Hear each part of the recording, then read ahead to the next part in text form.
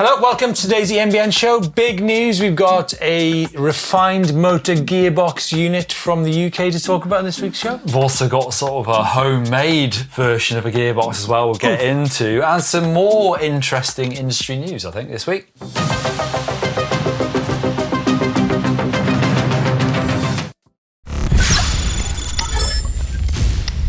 Okay, big motor gearbox news this week, folks, as UK-based company Introdrive say they have completed industrialisation and are ready to reveal the production spec GD8, which they say is a next-generation gearbox drive unit for e-bikes. Strong statement, Steve. Exciting stuff. It's obviously not the first MG out there. You've ridden the Pinion one yourself, but great to see more on the market. Yes, isn't it just? Now, the GD8 combines an 8-speed gearbox and motor into a single compact unit, eliminating the derailleur system. They go on to say that it's built for durability, engineered for performance, and designed with repairability in mind.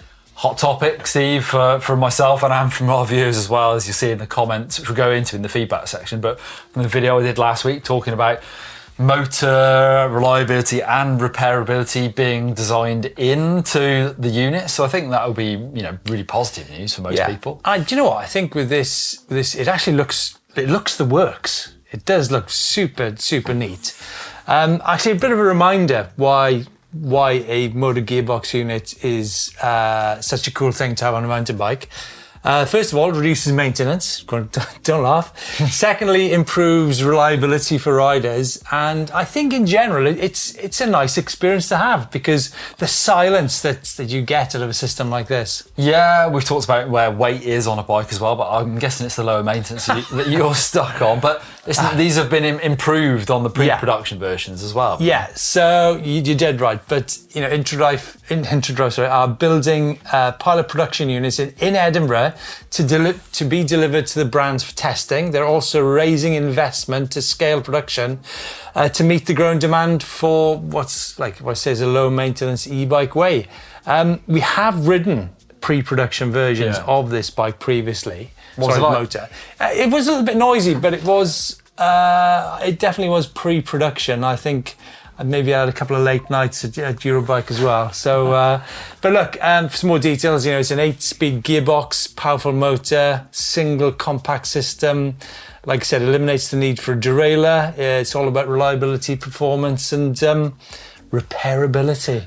Belt or chain drive as well, which is not, I guess it's easier if you've got the MG, you can choose what you want then, or the bike designers can choose what they want to design into their bikes. Yeah, I mean, and we saw the we've seen the Pinion. The Pinion's been with a belt drive and a chain drive on the Rottweild. And I do need to point out, in as much as we've ridden the Pinion a lot, we cannot guarantee reliability, and we do know that the Pinion has got a few things that need ironing out on it, but these are early days still, aren't they? Things are getting better as we go, aren't they? Getting a bit more refined. Are we there yet? Remains to be seen, but it's very interesting news. I don't think we're totally there yet with MGUs, and we've been talking about MGUs for probably seven years now. Introdrive have also invested in the tooling and sort of end-of-line testing as well, so it looks like they're ready to roll this thing. Yeah, I mean, the company is also open to strategic partnerships with OEMs that share their vision of advancing e-bike technology. So it looks like it is production-ready design. The photos show this culmination of the years of engineering and of innovation. And they're highlighting a drivetrain that's ready to set new standards in the e-bike industry. Game-changing, Mark Revelia says. See. It's super smart, really like the neat display. Really interesting to see how this goes in the future. But it's not new, though. It's not new. I mean, back in Eurobike 2019, we saw the Cavello Quartz, which was a French company, had a Fazua style to it. Not sure what happened to those guys. And then Revonte, we thought there was going to be great things from Revonte, a company from Finland. Unfortunately, they filed for bankruptcy a few years ago. Mubea was a monster, under 5 kilos back in 2018. I mean, quite interesting to revisit those kind of bikes from 7 years ago. And then Vallejo e-bike, we rode this motor gearbox unit out in Verbier a few years ago. Again, it wasn't quite there. So like I said, there's been quite a lot of examples in the past. Pinion, we have to take our hat off to Pinion. They delivered, and I think riding the bike, it's not just, for me, it wasn't just about the gear shifting, it's about where the weight was placed in the bike. Yeah. And just the silence that you get riding a bike like that. And when you're going down the hill, it's just, you can there's more, I know it sounds a crazy thing to say, but there's more definition in terms of the sound off the tyres. I get it. We've talked about it quite a lot now, but even it's on there. Reece Wilson's riding his new Gammo's downhill bike, which is not an e-bike, but you can't hear anything. So the tech is there across categories now, but we're still not seeing high level adoption of it all yet. In the downhill world, I was quite. I didn't lose my rag last week, but it's like we were riding gearbox. You did lose your rag. We were riding gearbox downhill bikes. Hang on. You as a journalist, the public. Yeah, weren't. I guess I rode gearbox mountain bikes back in 20 years ago. Yeah, 20 but years it's ago. not happened still. But why is I really hope this doesn't happen for motor gearbox units as well, because yes, it's great that Reece Wilson's riding that bike, but if he doesn't get results, what happens? I mean, I know there's £100,000 purse out for a win in a World more Cup teams race. on it. Yeah, I think it's obviously really interesting. I like the history lessons as well, Steve, but have you heard of... You like the history lesson? About the previous MTBs. Every week's a history lesson for you, Don, working with me. And I think Interdrive is a polished version, but we're going back again. So I'm taking my hat off now to some You've taken your hat off? yes. To some... Should I take my hat off? Go on then. We have some tool shed engineering here, because this was super interesting. This got sent in via the uploader. This is Rob Haskins, designed his own gearbox. Have you heard of the roll-off hub, Steve? I've heard of Rob Haskins. Nice to see Rob. Yeah, so Rob. he says, it's goodbye derailleurs for me with my updated 2018 Levo with a forward-mounted tensioner, anti-flickety skits protection card, and a roll-off manual change hub. He's also stuck one on an Amflow, so check out what he's built. Rob, I think you got on there, anti-flickety skits. And he's made an great. Amflow gearbox bike with a roll-off hub. So it's not just the pros are at it, Rob Haskins at it too. So, Rob, I think, interesting, we actually spoke to, was it Swedish, Finnish, Norwegian company Kindene. They've got a fantastic similar system to the roll-off hub, but a little bit lighter. It's relatively heavy, isn't it, roll-off hub? And we're talking about sticking weight right on the back of the bike again. You see, I think it depends how you ride a bike. Does it really matter? I don't know. No, I've not tried either of these things, so I shouldn't really comment. Do you ride a bike these days, Don? No, I don't, funny enough. How's things going on the knee? Getting there, I'm halfway there. Halfway there? I am, halfway there. So you got one leg? No, I'm 3 months into a 6 month recovery. I mean, I reckon I'll be back on the bike soon. I tell you what, Don, before you know it, you'll be flickety skits. Hang on, I'm going to throw to some industry news here. So I'm reading between the lines here. But did you know that Öhlins, or how do you say it, Öhlins, yeah. were bought by Brembo, massive manufacturer of automotive brakes and other things. Yeah. And they've made a statement, so that they've been bought by Brembo. Öhlins say that their core innovation and development has always been the racetrack, so building on the downhill success of previous years, Öhlins sees itself in a strong position. The reallocated resources and focus will increase the conversion of racetrack innovation into consumer products. So, they're testing loads of stuff on the racetrack, people like Loic Bruni and the Specialized Gravity Racing team. And one of those things we have seen in the last 2 years is the electronic lockouts. You remember seeing the flashing light LEDs on the handlebars of Loic Bruni? You can even see him in slow motion sometimes hitting those buttons, and you can see the suspension. At Fort William last year, it did not compress on the motorway section. And it obviously seems to me like the obvious way to go would be integration with e-bikes because of the auxiliary power of these bikes to have electronic lockout from Öhlins on your suspension. What do you think about that? Well, I'm Pure speculation. I'm just kind of lost for words. If I was given a history lesson, you've just given me a lesson in locking things out. Did you know that I had a lockout on my downhill bike 26 years ago? Greg Minnaar had an electronic lockout on his Honda. Thing is, Don, you talked this. I mean, that was a fantastic 5-minute seminar lecture about lockout systems. But let's not forget, like the likes of RockShox have the flight attendant on their bikes already. Do they have it plumbed into the battery of the bike yet? Plumbed? You know what I mean? You can't. What's the electric You term? can't mix plumbing with electronics. At the moment, there's batteries everywhere. It could be integrated better. Plumbing, electronics, history lessons, you name it, all here on the EMBN Show.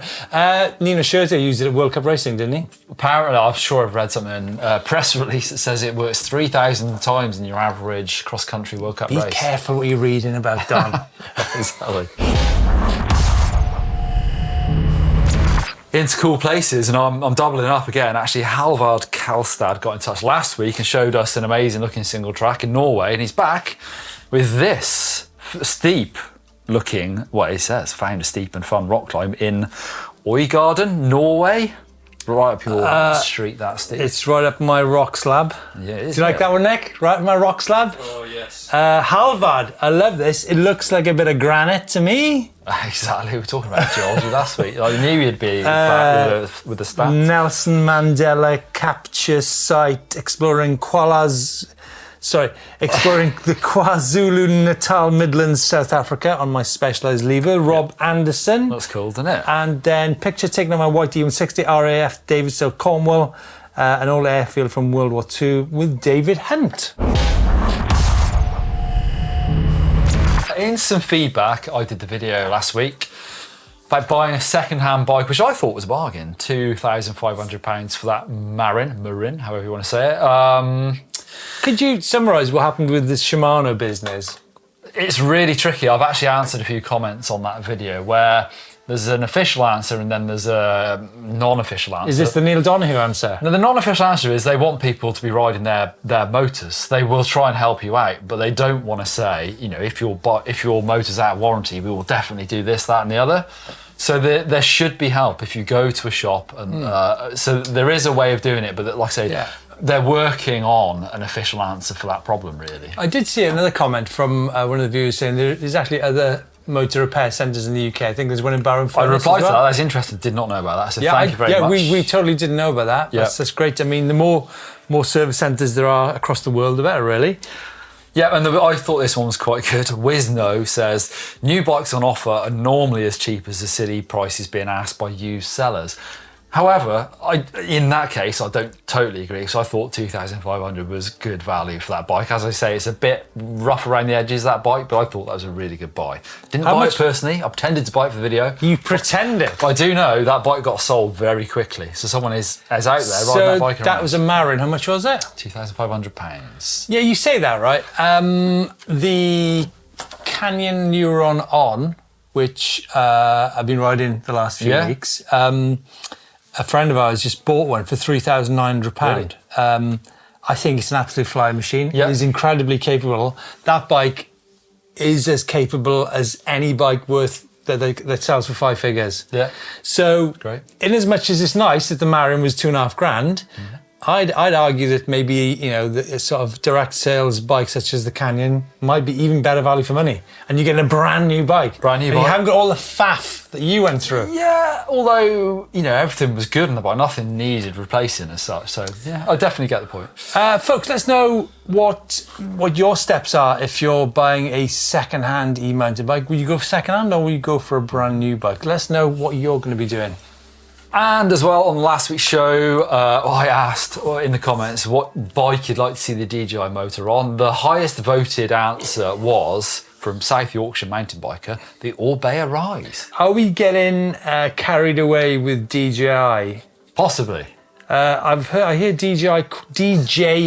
That's another thing someone called me DJ. Yes, it is. DJI. Correct. It's like, you know, we talked about, you know, was the DJI hype or performance? It was definitely performance. And I would argue that if you put that motor in an Orbea Rise, you're pretty much getting an Amflow bike. It's just very similar build. Orbea Rise is another trail bike. Yeah.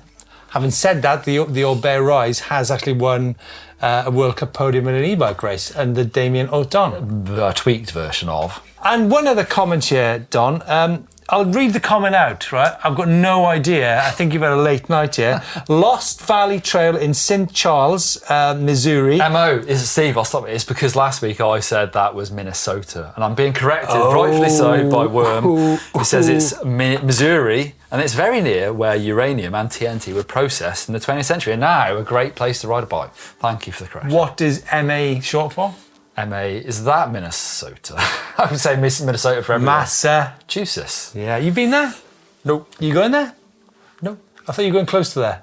I'm going to North Carolina soon. Okay, nice. What are you going there for? Industry 9. Industry 9. There's some hot news coming from Industry 9, folks. Yep. And CA very soon as well. I tell you what, I've been loving my... I was out in the Alberts last week. Yeah. I was out in the Alberts. Couple of pints of Albert. No, tyres. Oh, right. I was on the Schwalbe Alberts down in Italy. Lovely. Big story coming from Italy soon on the channel. Into the bike vault. And I like this one. Starting with Archie King on an Ari. Do you remember that with Fezzari? It used to be now called Ari on the Explorer Peak. Yeah. You're a big fat bike fan, Steve. E-fat bike in Park City, Utah. Why do I get labelled that? Hand warmers. Like, can you imagine bombing around the snow with your hands all Christine toasty? will be upset that you said that. Hi Christine, how's things going out in Wyoming? Beautiful place. I think that is super nice because I can imagine how much fun that is. Okay, Stank Bait, the statue, the Oracle, is part of the Bikeable Art Tour of Slaughter Pen in Bentonville. We're getting a lot of viewers in Bentonville. It's a nice shot. Next up, Yamaha Cycle Maniac. This is my new eMTB 2022 Yamaha YDX Moro. I mean, again, what a fantastic value bike. Unfortunately, Yamaha aren't doing bikes anymore, but I'm going to give that a super nice nevertheless. What about this then, Don? Con Remote, Morris Perry. Morris in South Roach Abbey, South Yorkshire. I think that's a super nice. Neil used to ride a Kona, didn't you? Oh, yeah, Stab DH. Shivers. Yeah, terrible bike. Huh? Terrible bike. It's only going to beat you. Quantoc, was that nice, super nice? I said super nice. Okay, Quantoc Ride Somerset, 53-year-old, getting back into mountain biking after several years off the bike. Chris Jones on the Focus, that's a super nice shot. Have you ridden the Quantocs? Good place to That's near where our old mate Box lives. Oh, dangerous area. Danger. I think this is a great looking bike, so I'm giving it a super nice straight away. Rambazamba's YT Decoy. Look at it, with the big bars, high bars on it. 70 mil. You're the high bar guru, aren't you? I think, for some reason, I think they look disgusting normally, but that bike looks good. Maybe it's the angle of the bars. It's just right. I'm very happy to say that Steve Kirk has got the Marco Cunlin up at Winlatter Forest. Yeah, talked about this bike a lot recently. We have, and rightly so. You know, it's a 170mm travel bike, fantastic geometry, great handling, superb motor in it. It's got everything, and it's not a crazy price. So I think choice of motors as well. It's quite interesting. I didn't know that. Yeah, two different Bafang models, I believe, if I remember correctly, which I could be wrong. And that's a super nice. And that's the bike vault for this week. Some great submissions there, folks. Keep them coming.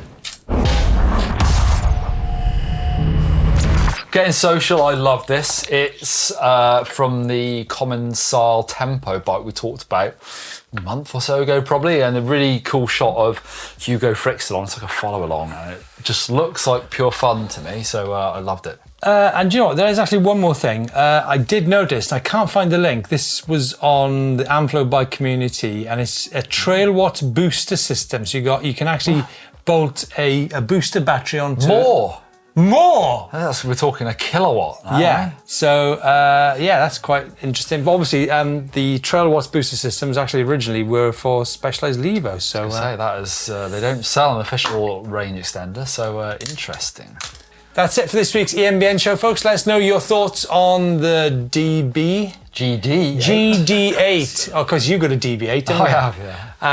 I think it's a super slick motor, and we wish the guys up in Edinburgh the best with that new unit. See you next week. Bye.